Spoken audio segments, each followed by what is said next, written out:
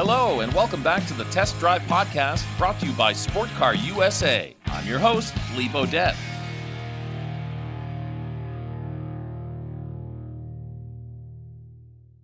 Well, hi there, everybody. Welcome to our Test Drive Podcast number 57. I'm Lee Bodette, your host. I've been a radio broadcaster for over 40 years. I host a series called Test Drive on the YouTube channel. I'm the frontman and host of Sport Car USA and a car enthusiast my entire life. Joined by Scott Nickerson from Sport Car USA. It's been a while, Lee. It has. How are you? I've been good. I haven't been here on the podcast in a few months, I think. You grew a beard. I think I've had one the whole time. Yes, you have. I just thought I'd throw that out. But it has grown. It really has, yeah. So it's been a little while. I think our last podcast was a couple weeks ago, 3-4 weeks ago. Try to do them at least twice a month. It's good to have Scott with us again. Scott, I just got back from a big trip. Yeah, there's a reason that we were away for a little bit. Yeah. We can blame it on that. Where'd you go? I went to Scotland. Oh, Yeah, okay. Scotland. We were invited to a wedding. My girlfriend's niece was getting married, and they live in New York City. So why did they choose Scotland? It's a little bit farther away. They're both writers for various magazines, etc., and they've traveled the countries and the world and everything else, and they just decided, hey, wouldn't Scotland be fun?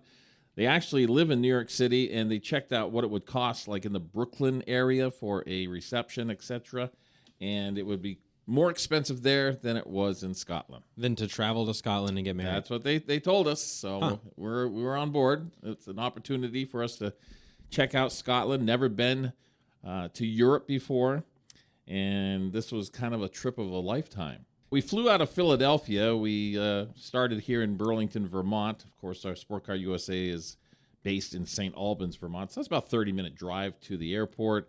Went to Philadelphia, and then we went to London and had about an hour layover there. And from London, we went to Edinburgh, Scotland.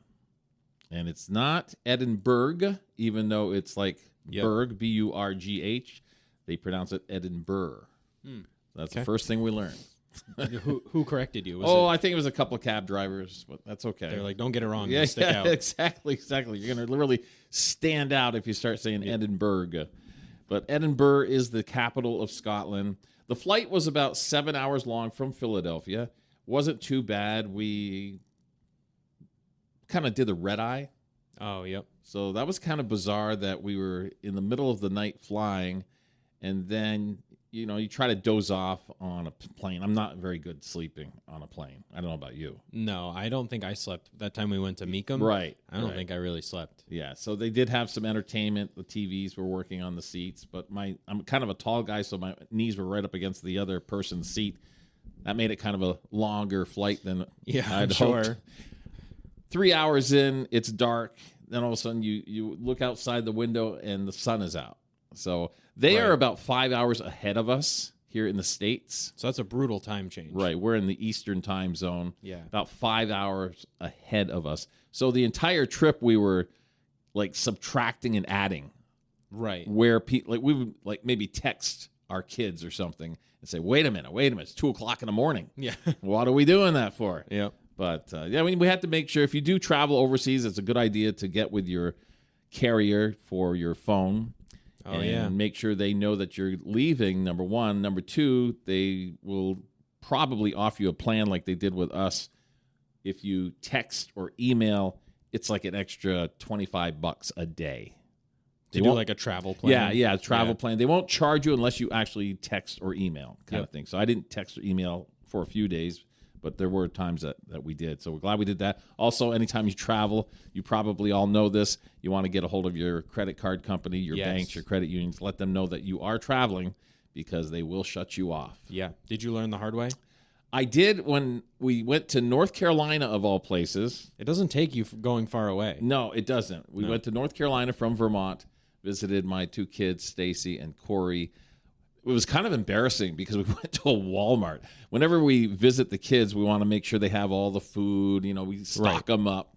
So we went to Walmart. Of course, it's a super Walmart, and they had all kinds of food and beverages. We went to the cash register, and they declined my card. And you're like, I know I got money on there. Exactly. I knew it I shouldn't had be money. declined. I knew I had money. Thank goodness I had a second card and I used it. And it worked. Then it worked. Called my bank or credit union. They said, well, you didn't tell us you were going, so we put a freeze on it. Right. And anytime it's a transaction out of state kind of thing. So I'm thankful they did that, but thank goodness I did have a second card because these cashiers have heard it before. Oh, yeah, sure. Sure, you have money in the bank. Right. That's why you're at Walmart. Right, because that's that's the first thing you say to them. I know I've got money in there. I know I do.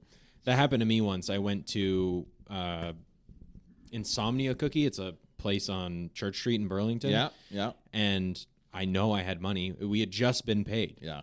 And I went, and for some reason it declined. I think my bank I've never shopped there. So, and there's a line of people behind me, and I'm with two other people, and they're laughing because my card's declined. Yeah. Yeah. Well, the cashier's thinking that you're telling a fib. Yeah. Your own kids might be thinking that, well, what if mom and dad have the funds here? Yeah. Kind of thing. So rough times. Yeah. You learn. We stayed at a place called the Scotsman, which was a really historic. Everything is historic in Scotland. It was like going back in time. Not that I've ever lived 300 years ago or 400 years ago, but close. Close. I know I have white in my beard now, but it's like going back in time.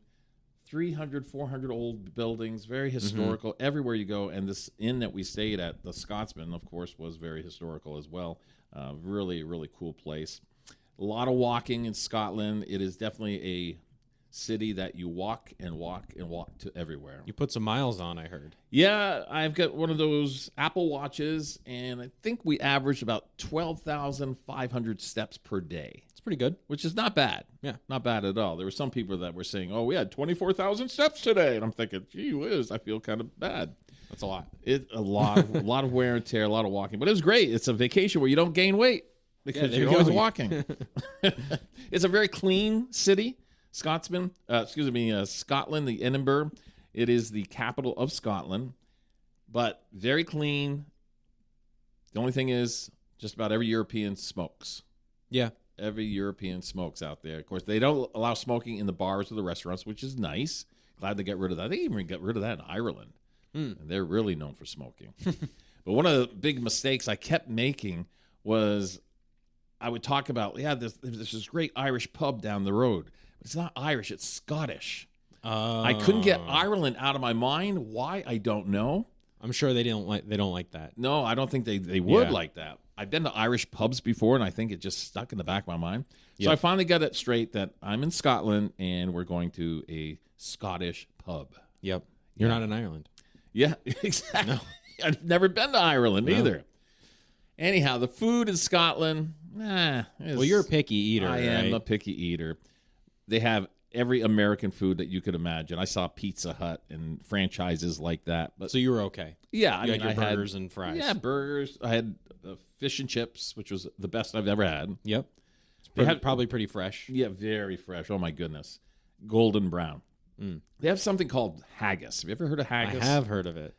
It's like stomach, or I don't even know what it is, but it's supposed to be disgusting as far as the ingredients go. But the natives say it's wonderful. I did not try it. You didn't try it. I did not try it. Too scared to try it. Yeah. I wish I did. I really wish I could have at least tried it because people say it doesn't taste bad at all. It's actually very good. But you are a picky eater. I'm very picky. But no matter where we went, they always had haggis and whiskey. Whiskey? Lots of whiskey. Did you get into some whiskey? Not really. I'm not into whiskey too much. Actually, I'm a light beer drinker. Yeah. So they didn't have any light beer or domestic light beers anywhere, which I understood. I drank Pilsners and lagers, I guess. As close as you could get. That's as close as I could get. The Pilsner was the closest to a light beer. Yep. And it was good. I was getting used to it, actually. Oh. Yeah. Yeah, so now I'm an alcoholic. Yeah, perfect. Congratulations. Now the light beer is even lighter. Oh, yeah, I can't drink that light beer anymore. No. But, yeah, everything, whiskey. They have so many different types of whiskey in Scotland. Of course, that's their number one drink.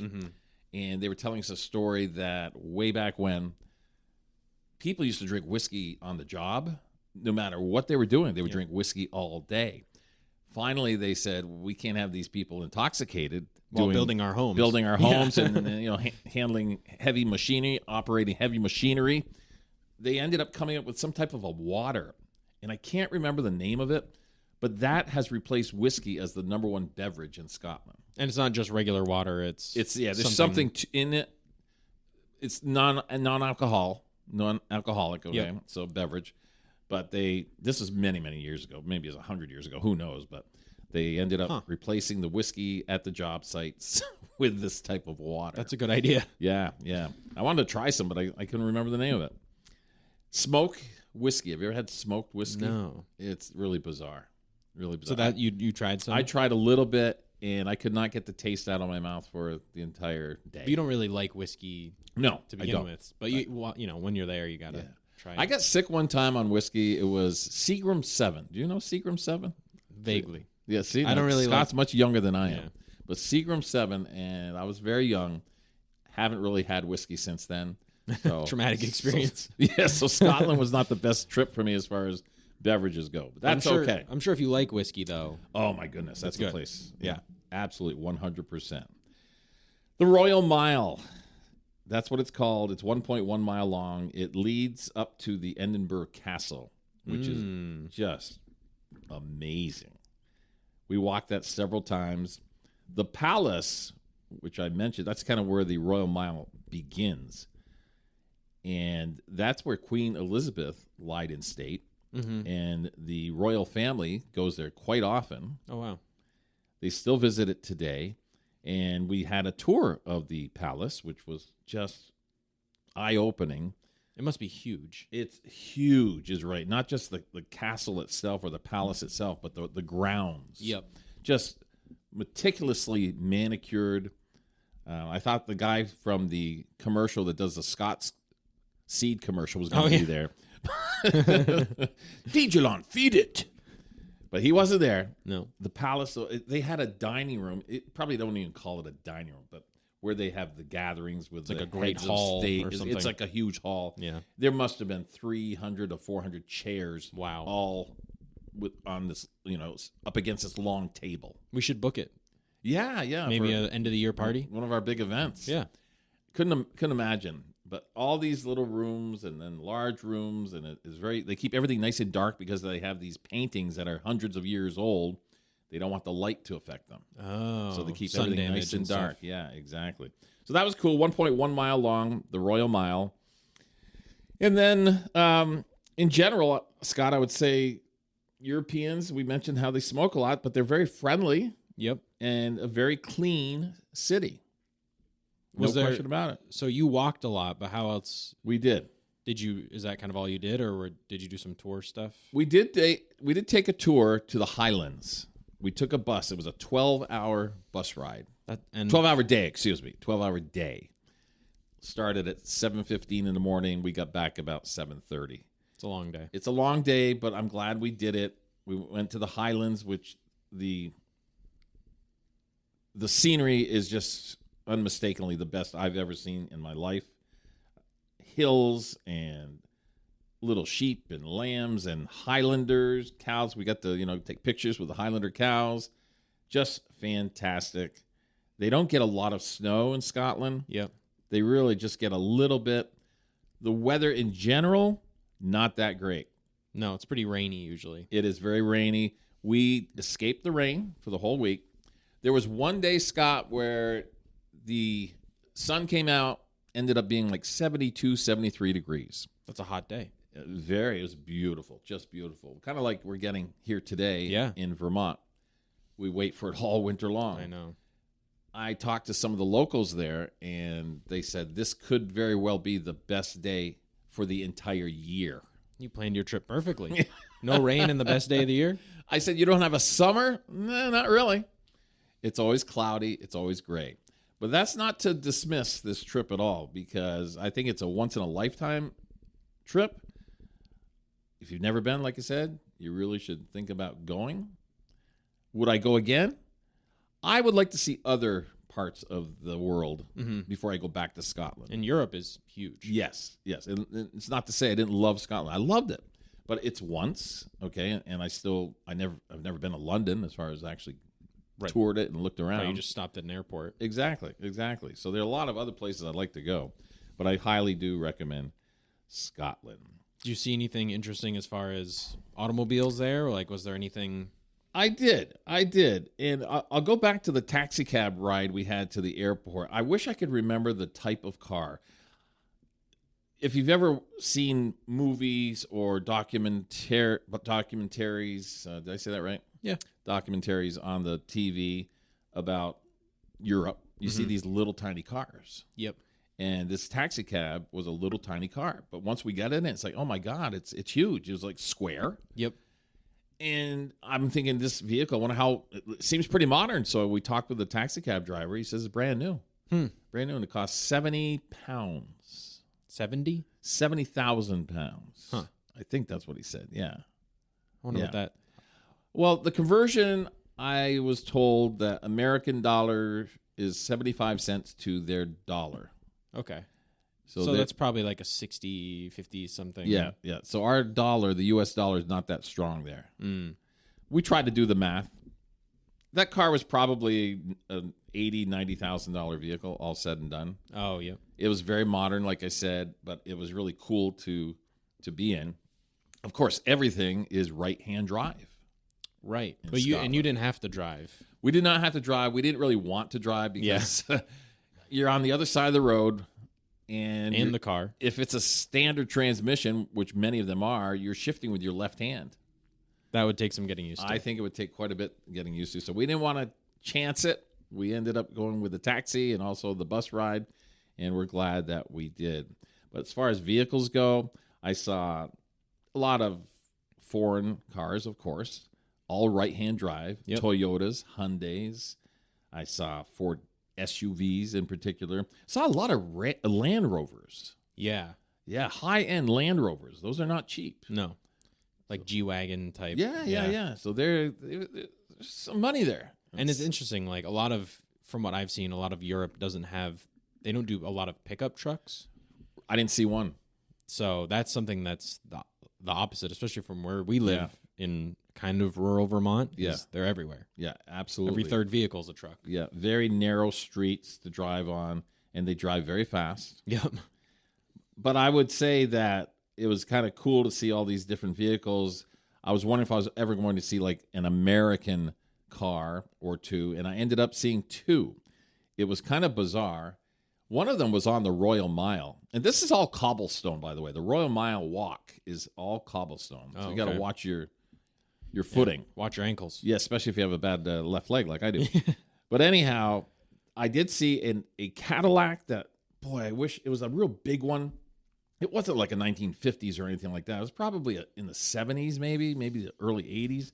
It was white, and it was parked on the Royal Mile, and people were just gathering around it like, oh, my goodness, we've never seen anything like this. That's and interesting. it was the left-hand drive, so it was from our country.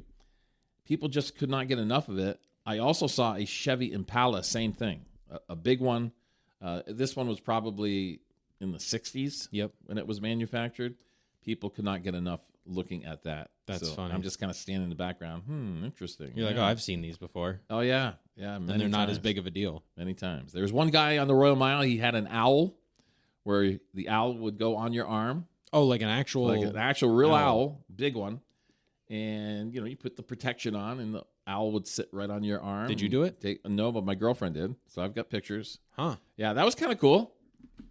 I would be a little frightened. Yeah, this owl was well behaved. Huh. Yeah. So. And you said there was some people they drive a little quick. Was this everybody or? In general, I would say it's a fast-moving city. You mentioned something before about there was like a cruise or something going on, or like a car club. Yeah. There was a car club with various vehicles that I had just mentioned, believe it or not. But there was. I think I know what you're bringing up is the Maserati and the. What else did I see? I saw Porsches and Lotus. Yep. We were on the bus, and it seemed like there was like a car club, a bunch of those, winding through the Highland, which was pretty cool to see. I'm sure that's a fun drive. Yeah, and they were passing and all sorts of things, but I'm just watching on the bus, having a good old time. So that's a lot more European vehicles, too. Absolutely, yeah, absolutely. No question about it. So in general, I would recommend it. I would also recommend the whiskey ice cream I had. Oh. Yes. Oh, doesn't that sound good? It does. And I don't even really care for whiskey. Yeah. It was amazing. Absolutely would be amazing. So that is my trip to Scotland. We got back after about a 14-hour, actually, I think we were up like 24 hours on the way back. That's how it worked out. All the time changes. Yeah, time changes, waiting in the airport, that kind of thing. Brutal. But it was good to be back on a Sunday morning at midnight. Got a little bit of rest, and then right back at it Monday at Sport Car USA. Yeah, and we actually have some exciting stuff coming up for Sport Car USA. We do. Tell us all about it. Yeah, so on the day of recording this, we're a couple days away from our annual Sport Car USA showcase. Depending on when you're hearing this, it either is about to happen or we just wrapped it up, and you'll definitely expect a podcast after the fact, kind of going over how it went. And for sure. Yeah, we're going back to our downtown store location, and we're expecting decent weather. I think we'll be all right. Yeah. Which is always, I think someone mentioned to me recently, we've had since Christmas, it has precipitated every Saturday since Christmas. I heard a like similar statistic. 21 straight Saturdays of precipitation. Yes. But this Saturday, May 17th, it's looking good. Yeah, it's looking like we might get away with it. Oh, my goodness. So we're going to have music, burgers, dogs, all kinds of good stuff, lots of cars. Yeah. We've got quite a few people already interested in coming. So if you're hearing this ahead of time and you'd like to come, it's first come, first serve. We've got limited space, but definitely feel free to park your car anywhere and come check out what does get a parking spot. Yeah, should be a blast. And keep in mind that it is Sport Car USA season, if you will, that if you are looking for a modern muscle car, you need to get a hold of us. If we don't have it, we will find it for you. We have a warehouse full of modern muscle cars. Just go to sportcarusa.com, right? Definitely. And if you're not in the market for buying a car and you have one you're looking to sell, we do that too. Absolutely. Yeah, we'll give you a number. All you have to do is just send us some photos, because a lot of you are listening to this podcast all over the country, and we buy and ship all over the country. Send us some photos of the vehicle, inside and out, copy of the odometer, picture of the odometer, and the VIN number. Yeah, and there should be information on sportcarusa.com about selling your vehicle. There should be a form you can fill out, and we'll get all of that information. Yeah, we still have some calendars available. If you're looking for some calendars, then we're going to have various swag throughout the year, so get a hold of us at Sport Car USA. Scott Nickerson from Sport Car USA, thanks for being with us. Been a lot of fun. Yeah, thanks for having me. Absolutely. We'll be chatting again very soon, and we'll be checking out our Sport Car USA big event, the showcase, this coming Saturday at our downtown location in St. Albans, Vermont. Thanks for listening to our Test Drive podcast, number 57. I'm Lee Bodette, your host. Be sure to check out our Test Drive series on YouTube. And again, if you're buying or selling a modern muscle car, go to sportcarusa.com. We'll see you next time on our next Test Drive podcast. And remember, let's never forget the men and women serving this great country of ours. Goodbye, everybody.